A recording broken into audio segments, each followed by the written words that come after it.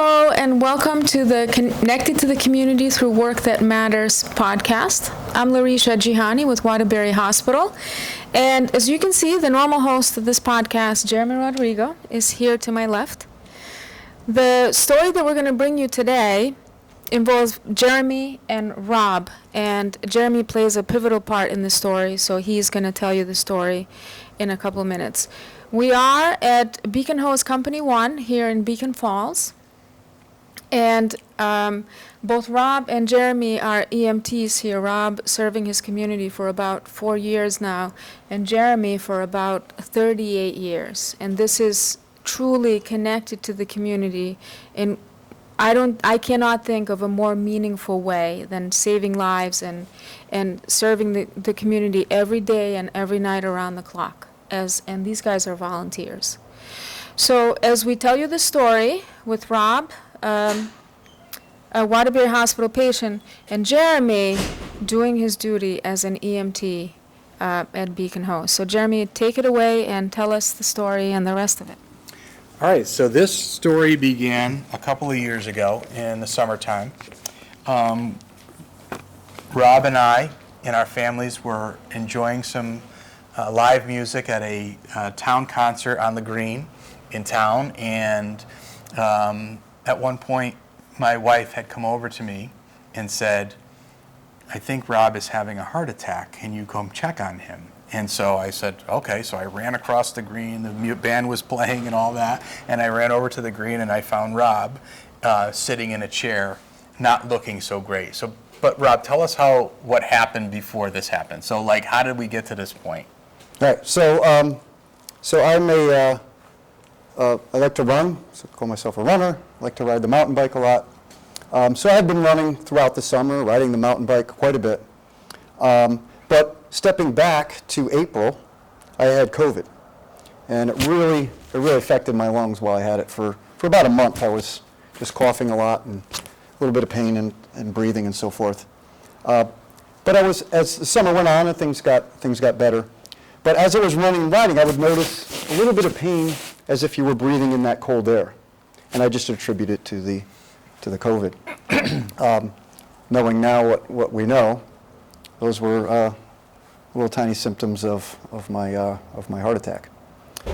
So that day I'd been out on the mountain bike for about 3 hours up here in the Naugatuck Forest, and came home, showered up, as Jeremy mentioned, home down at the green with the family and friends for a night of music. And that's when I started to feel those symptoms, and they got worse. From the chest out to both arms and to my hands, became profusely drenched in sweat and dizzy. That's where I sat down in the chair, and Jeremy shows up. And as an EMT, he knows that these are all symptoms. Yeah, so I did start to get nervous, but still thinking, well, they can't be, because how could I have a heart attack? Right. So when I approached Rob, I noticed he looked very pale, very sweaty, and I said, and he was having the pain, and I was like, this doesn't look so good. I had my fire department radio on me, so I called for the ambulance. The ambulance came right over.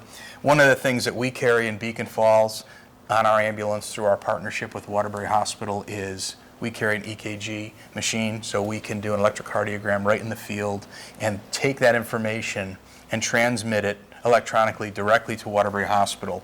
And the physician, both the cardiologist on call and the ED physician on call, can read the EKG that we're doing in the field. So as soon as the ambulance got here, I stick all the stickers on Rob's chest and we do an EKG.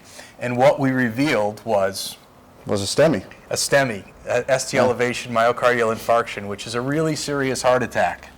And I think, Rob, as an EMT, knowing how to do this, probably you knew it was a STEMI at the time, and we knew it was a STEMI at the time. We transmitted it to the hospital. And as soon as we did that, the hospital called us right back on the radio and said, we're opening the cath lab, get him in here, because we're gonna do a cardiac catheterization right away. So then what do we do? So we got in the ambulance. Yeah.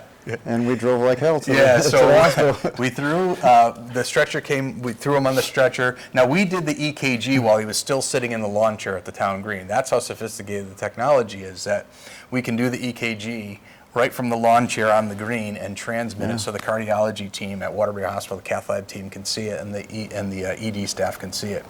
Got Rob into the ambulance. I jumped in the ambulance with the rest of the crew, and we shot up to Waterbury Hospital.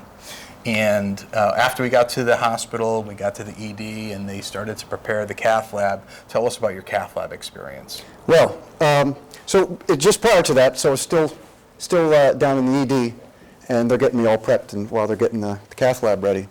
And it was still, I saw the EKG, I knew what was going on, but it still didn't really sink in until they're getting me prepped, and on go the AED pads.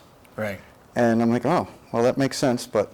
So the AED pads, for those who don't know, if something happens where his heart goes into a fibrillation and they need to defibrillate him, that's one of the precautions they do. For someone who's having a serious heart attack like a STEMI, like Rob was having, they put the AED pads on there in case his heart begins to fibrillate, they can defibrillate him right away. So you know as an EMT that that's... Yeah, we've done that before. Serious. Like, that's just like... And, but that's when it started to really sink in, that this is pretty bad. But anyways, we get up to the cath lab. I mean, it wasn't, probably 40 minutes by the time we left the green. I'm up in the cath lab and surrounded by people. And luckily, Jeremy, if you know Jeremy knows everybody. Yeah. And so the people up there knew me because he informed them who I was. And it was really an interesting experience. It was a bit scary, but it was also, I felt at ease. For some reason, I just felt at ease because it seemed like everybody knew exactly what they were doing, which obviously they would. And that put me at ease, but also being what I do during the daytimes I share with you is I'm a science teacher. So the whole time I'm fascinated by this entire process, and I got to watch the entire process on the screen. They even helped adjust my pillow for me as they did their work, explaining everything to me as I went. But they went up right through my wrist. They were able to find an artery there, went right up through the wrist, injected the dyes. I could see the entire, I could see I could easily recognize, never seeing this before, 2 of the 3 blockages. I had 3 blockages and 3 stents, and I could see them clearly. So I knew it was definitely... And you had what was called a left ascending... Anterior. Left anterior. So it's the LAD, left anterior descending Left artery. anterior descending. So it's... what do they call They that? refer to that as the widowmaker. The widowmaker. Yeah. So he had the Which bad luckily one. for my wife Right. wasn't quite true in this case. Yeah. But it's a bad one. It was a bad one. And so in the cath lab, they were able to remove the blockages. the blockages and put in 3 stents. 3 stents. And that opened everything up.